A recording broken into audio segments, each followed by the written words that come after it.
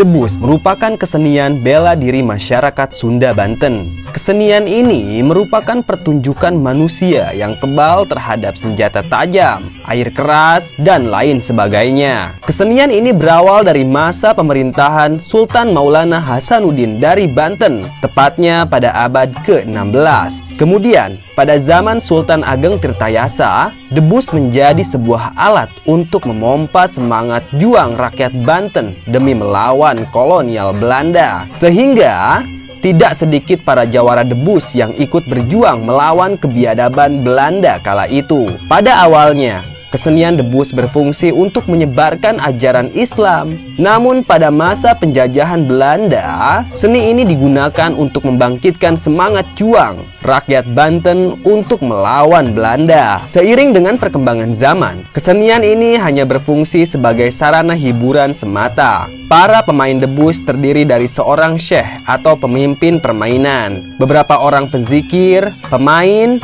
dan penabuh gendang. Biasanya 1 atau 2 minggu sebelum diadakannya pertunjukan debus, para pemain akan melaksanakan pantangan-pantangan tertentu agar selamat ketika melakukan pertunjukan debus. Pantangannya adalah tidak boleh minum minuman keras, tidak boleh berjudi, tidak boleh mencuri, tidak boleh tidur dengan istri atau perempuan lain. Hal ini dilakukan agar ilmu kanuragan dalam tubuh si pemain debus menjadi sempurna. Permainan debus biasanya dilakukan di halaman rumah pada saat diadakannya acara-acara lain yang melibatkan banyak orang. Selain itu, kesenian debus juga biasanya dipertunjukkan sebagai pelengkap upacara adat atau untuk hiburan masyarakat. Pertunjukan ini dimulai dengan pembukaan gembung, yaitu pembacaan salawat atau lantunan puji-pujian kepada Nabi Muhammad, zikir kepada Allah dengan diiringi instrumen tabuh selama 30 menit. Acara selanjutnya adalah beluk, yaitu lantunan nyanyian zikir dengan suara keras, melengking, bersahut-sahutan dengan iringan tabuhan. Tujuannya agar mendapat keselamatan selama pertunjukan debus. Setelah zikir, maka dilanjutkan dengan permainan pencak silat yang diperagakan oleh 1 dan 2 pemain tanpa menggunakan senjata tajam, yang dikombinasikan dengan seni tari, seni suara, dan seni kebatinan yang bernuansa magis. Setelah itu, barulah atraksi kekebalan tubuh didemonstrasikan sesuai dengan keinginan pemain. Seperti yang sudah Mbah bahas, bahwa asal-usul kesenian debus tidak dapat dipisahkan dari penyebaran agama Islam di Indonesia, khususnya di daerah Banten, terutama pada masa Sultan Maulana Hasanuddin. Kala itu, debus digunakan sebagai seni untuk memikat masyarakat Banten yang masih memeluk agama selain Islam dengan cara mempertontonkan kekuatan tubuh terhadap senjata tajam, benda keras, atau yang sering kita dengar dengan sebutan debus. Pendapat lain mengatakan bahwa pada masa Sultan Ageng Tirtayasa, debus dijadikan sebagai sarana untuk berjuang melawan kemungkaran Belanda. Debus atau dalam bahasa Arab disebut al-madad diajarkan oleh seorang ulama yang banyak menggunakan ilmu hikayat atau ilmu tarekat Qadariyah. Ada persamaan debus di daerah Banten dengan debus yang tumbuh di daerah Aceh dengan sebutan deboah. Kemungkinan besar asal usul kata debus juga dari kata deboah. Kala itu, Syekh Al-Madad dari Aceh banyak mengajarkan ilmu hikayat atau tarekat, sehingga ilmu ini banyak tersebar di daerah Banten. Hingga pada abad ke-16 sampai ke-17, debus berkembang di kalangan para prajurit karena laskar-laskar di Banten diwajibkan mempelajari debus. Bahkan kadangkala Sultan Abdul Fatih turut memimpin debus di kalangan prajurit Banten. Beliau melakukan peperangan dengan menggunakan alat yang tajam dan runcing seperti tombak dan pedang. Dengan keyakinan yang kuat, mereka percaya tidak ada suatu benda tajam pun yang dapat melukai kulitnya kalau tidak dikehendaki oleh Allah Subhanahu wa Ta'ala. Kemudian permainan ini teresap pada masyarakat sehingga terciptanya kesenian debus sampai sekarang. Baik, dari catatan sejarah itulah, kali ini Mbah mau cerita tentang seorang raja debus. Di masa-masa akhir kekuasaan Belanda, Jamal menjadi salah satu musuh yang sangat dibenci oleh kolonial Belanda karena dia sering melakukan pemberontakan. Tanpa banyak basa-basi lagi, langsung aja kita simak ceritanya.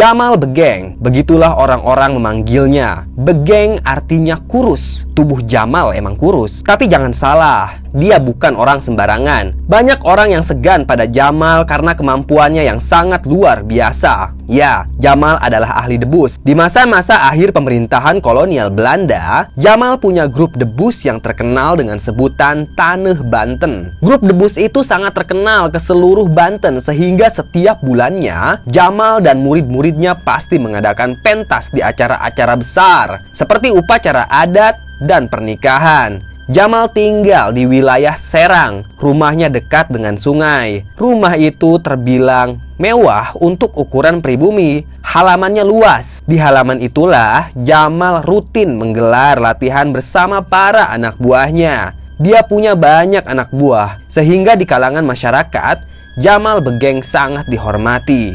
Kala itu umur Jamal menginjak 40 tahun. Dia punya satu orang anak perempuan yang amat cantik. Istri Jamal juga masih sangat muda dan cantik. Jamal menghidupi keluarganya dari hasil pentas debus. Hingga pada suatu hari, ada seorang tentara Belanda yang mendatangi rumah Jamal Begeng. Tentara itu mengenakan seragam lengkap dan menenteng senjata. Ia sudah fasih berbahasa Indonesia karena sudah lama bertugas di Serang. "Selamat siang, Tuan Jamal," ucap tentara Belanda. "Ya, selamat siang. Ada apa?" tanya Jamal dengan nada ketus. Dia sangat benci pada tentara Belanda. "Saya mau menyampaikan surat ini buat Tuan," ucap si tentara sambil menyodorkan secarik surat. Jamal pun mengambil surat itu lantas membacanya. Kemudian dia langsung merobeknya. "Bilang pada tuanmu, aku tidak sudi," ucap Jamal dengan nada tegas. Isi surat itu ternyata sebuah ajakan kerjasama untuk mengajak masyarakat agar mau ikut kerja rodi di pertambangan emas. Jamal tahu betul watak orang-orang Belanda itu. Mereka akan membiarkan para pekerja menderita sampai mati karena sakit atau kelaparan. Dan saat itu, pemerintah Belanda tahu kalau Jamal Begeng sangat berpengaruh di tengah-tengah masyarakat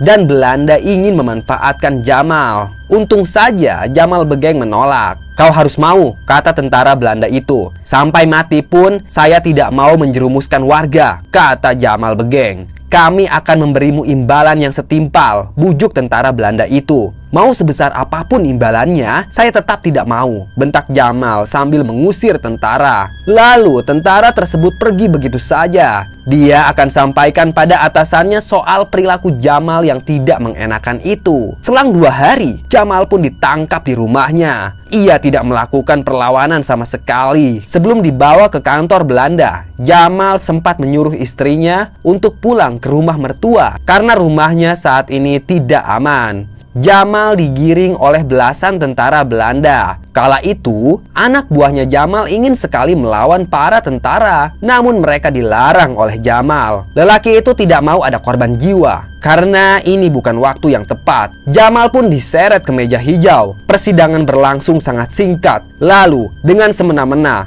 Jamal Begeng dijatuhi hukuman penjara selama 15 tahun lamanya karena terbukti melanggar peraturan kolonial Belanda. Pihak Belanda tahu betul kalau Jamal bukanlah orang sembarangan. Untuk itu, mereka memasukkan Jamal ke dalam penjara khusus yang menyatu dengan benteng Spellwich agar Jamal tidak bisa kabur. Penjagaannya sangat ketat. Setiap hari yang Jamal lakukan hanya berzikir pada Allah. Dia juga tidak pernah melewatkan sholat 5 waktu. Di dalam penjara itu, untung saja di dalam penjara itu ada air dan toilet. Penjagaan dilakukan 24 jam non-stop. Tentara Belanda silih berganti. Mereka tidak boleh lengah sedikit pun karena Jamal terbilang orang yang sangat sakti. Awalnya penjagaan terhadap Jamal Begeng berlangsung aman-aman saja. Hingga pada suatu malam, Jamal pun berdiri. Kedua tangannya mengepal. Matanya tampak sangat tajam menatap jeruji besi. Dia pun melangkah perlahan mendekati jeruji tersebut. "Komandan!" kata salah satu penjaga saat melihat pergerakan Jamal Begeng. "Diharap kau, atau kutembak," bentak penjaga sambil menodongkan senjata pada Jamal Begeng. Namun, Jamal tidak menuruti perintah penjaga itu. Dia malah terus mendekat pada jeruji besi. Kemudian, dia menggenggam jeruji itu dan dengan kekuatannya, Jamal mampu membengkokkan jeruji. Lelaki itu sangat sakti. Dia sudah bosan berdiam di dalam penjara. Beberapa tembakan pun dilesatkan pada Jamal, namun tidak mempan. Tubuh Jamal kebal peluru. Kedua penjaga itu ditinju dengan sangat keras sampai pingsan. Dan dengan cepat, Jamal menerobos lorong penjara.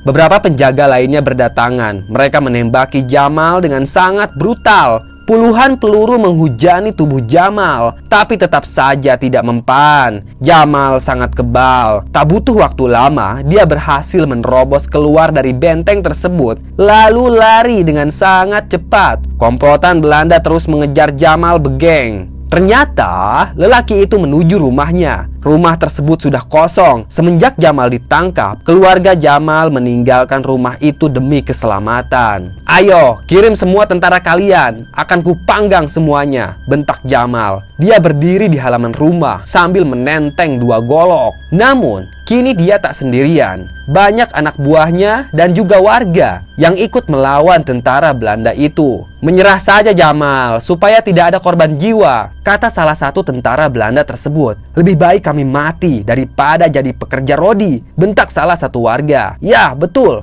teriak warga lainnya. Mereka bersemangat untuk melawan para Belanda itu. Warga dan anak buahnya Jamal menenteng senjata masing-masing. Ada yang membawa golok, bambu runcing, panah, dan masih banyak lagi. Jamal berkomat-kamit. Dia seperti sedang membaca sesuatu. Kemudian, Jamal meniupkan doa-doa pada seluruh warga dan anak buahnya yang ikut berjuang. Bentrok antar pribumi dan kolonial Belanda pun tak terelakkan. Sebagian warga tewas terkena peluru Belanda dan sebagian lagi ada yang kebal peluru. Ternyata ajian yang ditiupkan Jamal Begeng tidak bisa menempel ke semua warga. Ada saja yang tak kebal terhadap peluru. Namun saat itu warga pribumi berhasil memukul mundur tentara Belanda. Beberapa orang Belanda juga tewas terkena hantaman golok. Kemudian, sehari setelah kejadian itu, Jamal dan anak buahnya beserta warga yang terlibat dalam bentrok, mereka kabur. Tapi bukan untuk menyerah, melainkan untuk menyusun strategi penyerangan. Jamal Begeng beraksi diam-diam. Dia menghasut warga untuk membantah apapun yang diperintahkan Belanda. Jamal sudah bosan melihat penindasan di mana-mana. Hasil panen harus disetorkan ke Belanda dan dihargai murah. Kelakuan mereka memang biadab. Perjuangan Jamal dan anak buahnya terus berlanjut hingga akhirnya pemerintah Belanda di Banten menetapkan Jamal Begeng sebagai buronan kelas kakap yang harus ditangkap dan dihabisi. Namun kenyataannya Jamal Begeng tidak pernah bisa ditangkap. Dia sangat sakti dan juga licin. Selesai. Terima kasih sudah menyimak cerita Mbah. Tunggu cerita-cerita lainnya ya. Tetap sehat dan salam merinding.